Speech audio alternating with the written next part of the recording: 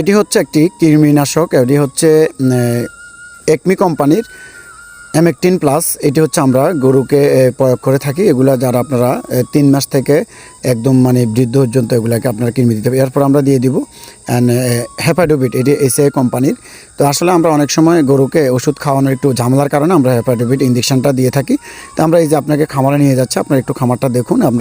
এবং আপনারা প্রতি 3 মাস পর পরে গরুকে কৃমিনাশকটা দিয়ে দিবেন এবং এর সাথে সাথে আপনারা যদি পারেন তাহলে আপনারা হেপাডোবিট ইঞ্জেকশনটা দিয়ে দিবেন, আর হয়তো একটি লিভার টনিক খাওয়াই দিবেন আর একটি জিঙ্ক দিয়ে দিবেন। ইনশাআল্লাহ আপনার গরু সবসময় সুস্থ থাকবে, ভালো থাকবে। আর সবসময় ঘরকে আপনি পরিষ্কার পরিচ্ছন্নতা রাখবেন এবং গরুকে প্রতিদিন আপনি গোসল করানোর চেষ্টা করবেন।